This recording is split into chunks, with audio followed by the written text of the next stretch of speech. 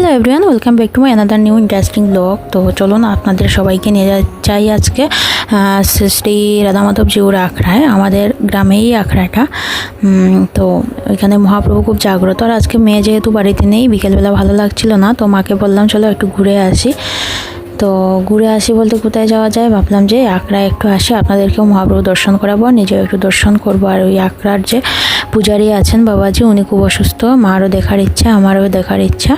তো আসলাম এখানে। আর যেহেতু কদিন আগে ফ্লাড হয়েছিল, তার জন্য খুব কষ্ট করে আসতে হলো এখানে।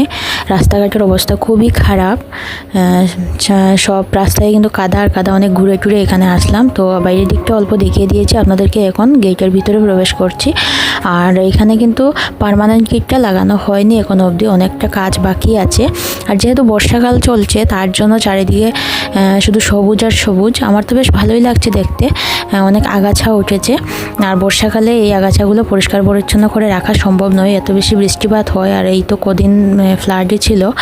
তো যাই হোক, আমার জানা নেই এই আখড়ার ভিতরে জল ঢুকেছে কি না, ওটার খোঁজ নেইনি। আর অনেকটা দূর আছে আমাদের ঘর থেকে, মানে বাড়ি থেকে, তার জন্য জানা নেই এই কথাটা। তো যাই হোক, আমি মন্দিরের ভিতরে ঢুকছি আস্তে আস্তে। আর মার হাতে মোবাইলটা ধরিয়ে দিলাম, মাকে বললাম একটুখানি তুমি মোবাইলটা ধরে দাও আমাকে। তো মা মোবাইল ধরে এখানে দাঁড়িয়ে রইলেন, কেননা আমি একটু আগে মার হাতে কিছুক্ষণ আগেই দিয়েছি। তো মা বলছিলেন কি যে আমি তো তোর পিছনে পিছনে আসছি।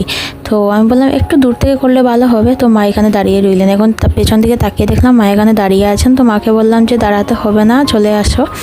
তো এখন আমি নাট মন্দিরের এই ঘন্টাটা বাজিয়ে তারপর মহাপ্রভুকে প্রণাম করব, চরণামৃত গ্রহণ করব। আর তারপরে একটুখানি আবার ঘুরিয়ে দেখাবো আপনাদেরকে মন্দিরের ভিতরটা।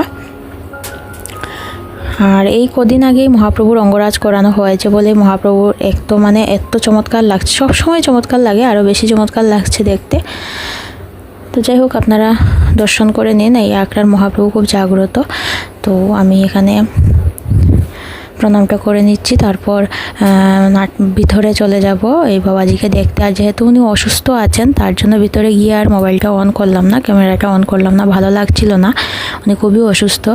ওনাকে শিলচর নিয়ে ডক্টর দেখানো হয়েছে। আর এই আখড়ার সবসময় একটা কমিটি থাকে,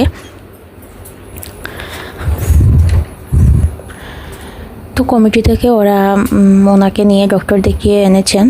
তো কোনো একখানে এখন যেরকম দেখছেন যে মন্দিরের ভেতরে টাইলস লাগানো আছে, কোনো এককালে কিন্তু সেরকম ছিল না, চনবাসের ছিল।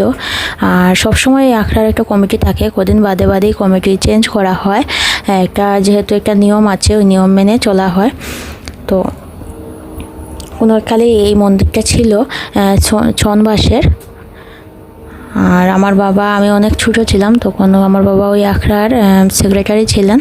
তো উনি অনেক কষ্ট করে চাঁদা উঠিয়ে তারপর এই নাট মন্দিরটা বানিয়েছিলেন। আর ওই মেইন যে মণ্ডপটা দেখতে পাচ্ছিলেন একটু আগে ফ্লোর করা, ওটা বানিয়েছিলেন। আর সাইডেরটা পরে হয়েছে, আস্তে আস্তে অনেক কাজ হবে, অনেক কাজ বাকিও আছে। এখানে প্রত্যেক বৎসরই বাৎসরিক একটা অনুষ্ঠান হয়, কীর্তন হয়। তো কীর্তনের সময় এই যে মন্দিরের আগাছা টাগাছা সব কিছু ভালোভাবে ডিপ ক্লিন যেটাকে বলে সেটা করা হয়। আর বর্ষাকাল যেহেতু চলছে, এখন এত ভালোভাবে ক্লিন করে রাখা সম্ভব নয়, সবসময় বৃষ্টিপাত হতেই থাকে, আগাছা উঠতেই থাকে। তারপরেও কিন্তু পূজারী বাবাজি বা সবাই মিলে সবসময় পরিষ্কার পরিচ্ছন্ন রাখার চেষ্টা করেন। এখানে আসলে পরে না বাড়িতে যাওয়ার মন চায় না, কিন্তু কি করব, যেতে তো হবেই। যাই হোক,